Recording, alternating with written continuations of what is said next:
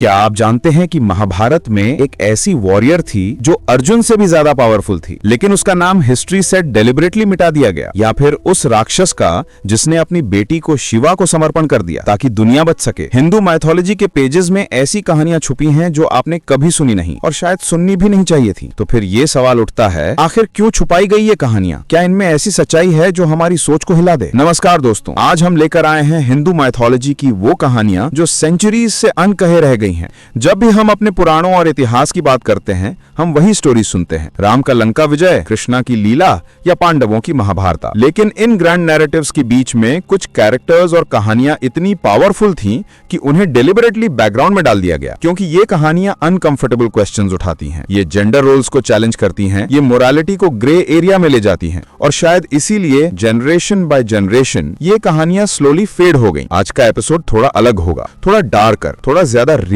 क्योंकि आज हम बात करेंगे 3 ऐसी अनटोल्ड स्टोरीज की जो आपकी माइथोलॉजी की अंडरस्टैंडिंग को कंप्लीटली चेंज कर देंगी। तो चलो शुरू करते हैं। पहली कहानी है चित्रांगदा की, मणिपुर की प्रिंसेस, एक ऐसी स्त्री जिसके नाम से दुश्मन कांपते थे। चित्रांगदा सिर्फ एक प्रिंसेस नहीं थी, वो एक ट्रेन्ड वॉरियर थी। उसके पास अपनी आर्मी थी, उसका किंगडम उसकी ब्रेवरी के लिए फेमस था। उसके पिता चित्रवाहना के कोई बेटा नहीं था, तो उन्होंने अपनी बेटी को ही युवराज बना दिया, और चित्रांगदा ने प्रूव कर दिया कि वो किसी भी पुरुष से कम नहीं। लेकिन यहाँ ट्विस्ट आता है, जब अर्जुन अपने वनवास के दौरान मणिपुर पहुंचे, उनकी मुलाकात चित्रांगदा से हुई। अर्जुन जो खुद एक महान योद्धा थे, चित्रांगदा की वॉरियर स्किल्स देखकर हैरान रह गए। But there was a problem. Arjun को चित्रांगदा से प्यार हो गया, लेकिन उन्हें एक ट्रेडिशनल वाइफ चाहिए थी। अब सोचो, एक पावरफुल वॉरियर वुमन जो अपने दम पर किंगडम चलाती है, उसे सडनली एक्सपेक्टेड है कि वो एक सबमिसिव वाइफ बन जाए। यहाँ स्टोरी इंटरेस्टिंग हो जाती है। चित्रांगदा ने 1 साल के लिए अपनी वॉरियर आइडेंटिटी छुपाई, उसने फेमिनिन क्लोथ्स पहने, मेकअप किया और अर्जुन को वो इमेज दिखाई जो वो देखना चाहते थे। दोनों ने शादी की, एक बेटा भी हुआ, बब्रुवाहना। लेकिन 1 साल बाद जब अर्जुन आगे बढ़ गए अपने वनवास में, चित्रांगदा वापस अपनी रियल आइडेंटिटी में आ गई।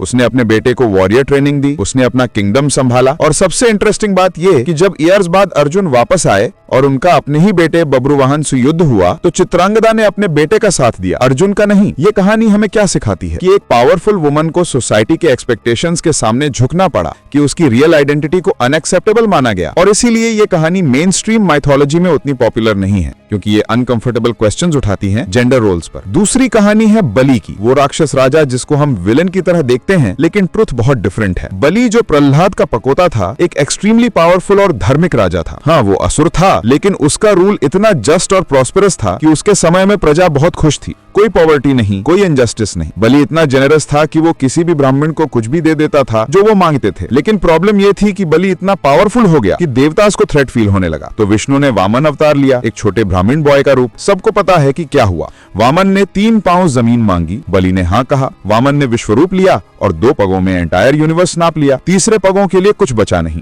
लेकिन ये नेक्स्ट पार्ट रेयरली डिस्कस होता है। बलि ने अपना सर ऑफर किया तीसरे पगों के लिए। उसने कहा, रख दो अपना पगों मेरी हेड पर, मैं अपने शब्द से पीछे नहीं हटूंगा। सोचिए, एक किंग इतना प्रिंसिपल्ड कि वो अपनी जान दे दे सिर्फ अपने प्रॉमिस को निभाने के लिए, और ये डेमन किंग था। स्टोरी यहाँ खत्म नहीं होती है। विष्णु इतने इंप्रेस हुए बलि की धर्मनिष्ठा से कि उन्होंने उसे वरदान दिया कि हर साल ओनम फेस्टिवल में बलि अपनी प्रजा को मिलने आ सकता है, और विष्णु खुद बलि के द्वार पर गार्ड बने। ये कहानी रेयरली एम्फसाइज होती है, क्योंकि ये एक अनकंफर्टेबल ट्रूथ रिवील करती है कि गुड और इविल इतने ब्लैक एंड व्हाइट नहीं है। एक डेमन भी परफेक्ट धर्म फॉलो कर सकता है, और गॉड्स भी पॉलिटिक्स खेल सकते हैं। ये moral ambiguity traditional story telling में फिट नहीं होती, इसीलिए ये वर्जन बैकग्राउंड में चला गया। और तीसरी और सबसे चिलिंग कहानी है अश्वत्थामा की, द्रोणाचार्य का बेटा, महाभारत का एक पावरफुल वॉरियर। लेकिन उसकी कहानी वॉर के बाद शुरू होती है, जहां मेन स्ट्रीम नैरेटिव्स खत्म होती हैं। महाभारत खत्म हुई, पांडव जीते, लेकिन अश्वत्थामा जो अपने पिता की डेथ से डेवास्टेटेड था, वो रात में पांडवों के कैंप में घुस गया। वहां उसने पांडव के 5 बेटों को मार दिया सोते हुए। ये एक्ट इतना हीनस था कि कृष्णा ने उसे एक टेरेबल श्राप दिया। कृष्णा ने अश्वत्थामा के फोरहेड से उसका डिवाइन मणि निकाल लिया, वो ज्वेल जो उसे इमॉर्टैलिटी और पावर देता था। फिर उन्होंने श्राप दिया कि अश्वत्थामा 3000 साल तक इस धरती पर भटकता रहेगा, हमेशा दर्द में। उसके वुंड्स कभी हील नहीं होंगे। वो मरना चाहेगा पर मर नहीं पाएगा। लोग उसे देखेंगे पर कोई उसकी मदद नहीं करेगा। और यहाँ सबसे ईयरी पार्ट ये है कि अश्वत्थामा अभी भी जीवित माना जाता है। इंडियन हिस्ट्री में काउंटलेस अकाउंट्स है लोगों के जो क्लेम करते हैं कि उन्होंने एक टॉल वुंडेड मैन देखा फॉरेस्ट में, फोरहेड पर एक डीप वुंड के साथ, जो कॉन्स्टेंटली पेन में था। कुछ ट्राइबल कम्युनिटीज के एल्डर्स कहते हैं कि वो आज भी हिमालयन रीजन्स में दिख जाता है। मेडिकल शॉप्स और हॉस्पिटल्स में काफी स्टोरीज हैं एक मिस्टीरियस पर्सन की जो आता है एंटीसेप्टिक मेडिसिन लेने, हमेशा फॉर हेड इंजरी के लिए, और जब शॉप ओनर्स उससे पूछते हैं वो गायब हो जाता है। रियल है या मिथ कोई नहीं जानता, लेकिन ये कहानी इसीलिए रेयरली डिस्कस होती है क्योंकि ये बहुत डार्क है।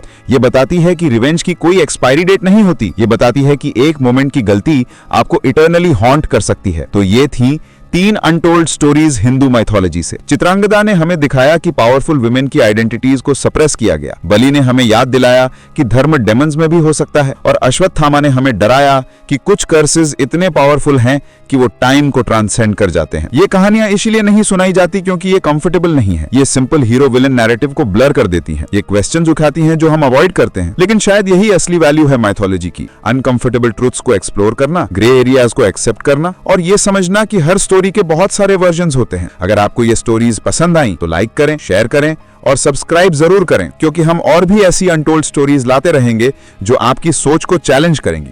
और कमेंट्स में जरूर बताएं आपने इन स्टोरीज के बारे में पहले सुना था या कोई और अनटोल्ड स्टोरी है जो आप चाहते हैं कि हम कवर करें।